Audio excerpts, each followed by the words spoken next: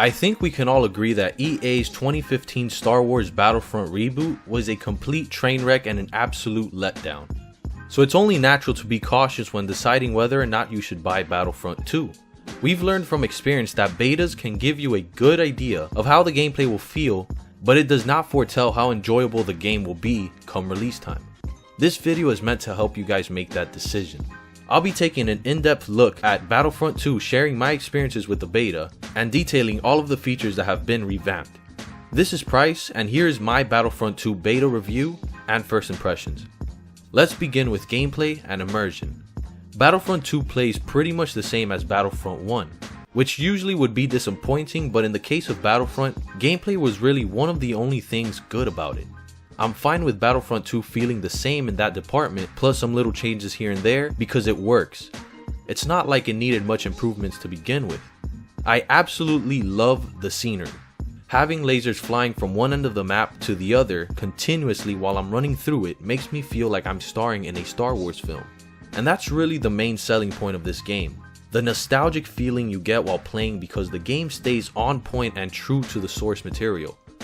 From the weapons to the player models, and even the music and sound effects, EA has truly created the perfect Star Wars game if we're strictly talking about aesthetics. The game is a visual masterpiece. What I'm really excited about, and the main reason why I'm buying this game, is the campaign mode. A big chunk of the criticism EA received for Battlefront had to do with the lack of a campaign mode. I have no idea how they could pass up the opportunity to create a story set in the Star Wars universe. That should be something that a game developer would cry over. But they made up for it this year by making the campaign mode one of the main focus points.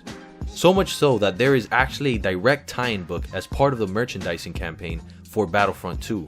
An entire book's worth of backstory. That goes to show the amount of attention that has been put into this storyline.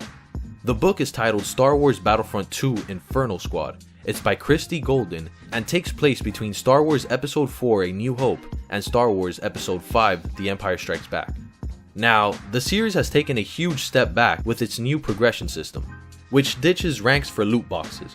So now instead of reaching rank 25 to unlock that awesome weapon you've wanted all along, you'll just have to pray that you're fortunate enough to receive the weapon from a loot box. And these loot boxes are 100% RNG. Here's where it really starts to get ugly though. These loot boxes will contain different abilities and weapons with varying tiers. Kind of like Destiny, how you have the common, rare, legendary, and exotic tier for items. And it's not like these items you're receiving are strictly aesthetic. These items will give you a clear advantage over most players. The higher the tier of ability or weapon received, the more advantage you'll have over other players who don't have said item. Okay, so the player who plays the most amount of time get more loot, therefore having a higher chance of obtaining the higher tier items, right? That's not too bad, except microtransactions are the norm in today's games. So of course, a player can buy himself as many of the highest tier loot boxes he can afford, allowing this player to receive better gear in one day than say another player who has been grinding for weeks. Talk about pay to win. But to tell you the truth, joke's on you if you do end up spending money on Battlefront 2 because you literally get no reward for being better than everyone else. Experience point earnings in this game are designed to cater to the more casual players. If you win a match, everyone on the team receives the same amount of XP, even if you're at the top of the list or bottom of the list. Bottom line, although Battlefront 2 is a huge improvement from 2015's Battlefront, the game still feels like a cash grab. If you're looking to play casually because you enjoy the Star Wars setting or because you're excited for the campaign mode, then I guess you have nothing to worry about. But for those of you expecting to play Battlefront 2 competitively, guess again.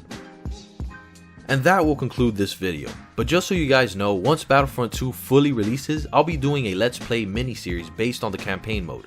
So make sure to subscribe and click on the bell, that way you won't miss out on any upcoming videos. Drop a like if you enjoyed the video, and I'll see you guys on the next one.